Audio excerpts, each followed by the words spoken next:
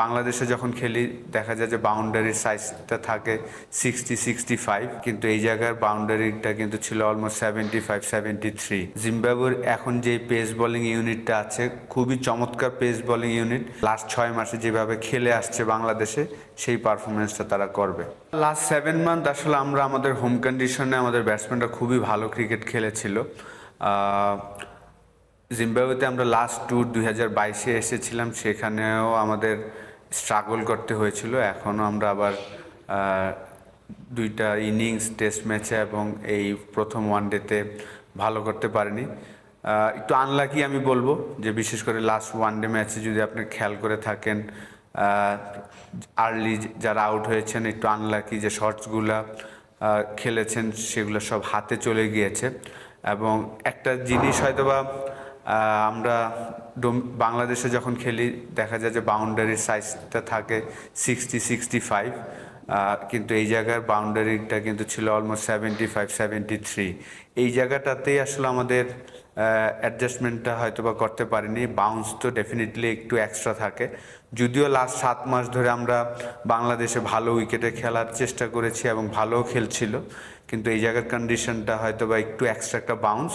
যেহেতু আমিও জিম্বাবুয়ের সাথে আমার ডেবু হয়েছিল, আমি এই কন্ডিশনে খেলেছি। আমার কাছে মনে হয় যে জিম্বাবুয়ের এখন যে পেস বোলিং ইউনিটটা আছে খুবই চমৎকার পেস বোলিং ইউনিট।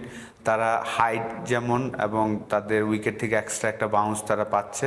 আমাদের ব্যাটসম্যানরা হয়তোবা ওই জায়গাটা মিসিং, আমরা ওইটা নিয়ে কাজ করছি। আমি শিওর যে নেক্সট 2টা ম্যাচে আমাদের ব্যাটসম্যানরা তাদের রিদমে চলে আসবে ইনশাল্লাহ। যেই মিস্টেকগুলো তারা করেছে এই জিনিসগুলো তারা রিকভার করবে নেক্সট 2টা ম্যাচে, এটা আমার আশা।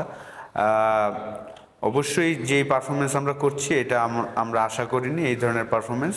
আমি শিওর যে নেক্সট 2টা ওয়ানডে এবং 3টা টি20-তে আমাদের ব্যাটসম্যানরা তাদের লাস্ট 6 মাসে যেভাবে খেলে আসছে বাংলাদেশে সেই পারফরমেন্সটা তারা করবে।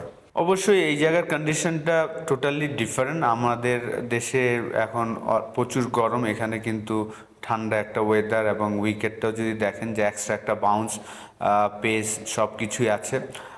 অ্যাডজাস্ট করছে, ট্রেনিং ভালো হচ্ছে, হয়তো ম্যাচে এক্সিকিউশনটা ভালো হয়নি, একটু আনলাকিও আমি বলবো। যে আপনি যদি দেখেন যে তামিমের যে শটটা করেছিল আনলাকি, হাতে চলে গিয়েছে। সৌম্য সরকারের শটটা হাতে চলে গিয়েছে।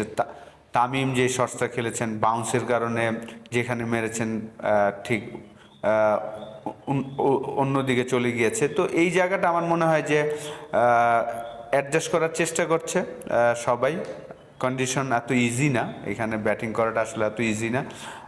এবং আমি মনে করি যে Zimbabwean fast বোলাররা quality fast bowler, 4টা ফাস্ট বোলারই খুব চমৎকার লাইন লেন্থে বল করছেন, একটা বাউন্স পাচ্ছেন তাদের হাইটের কারণে।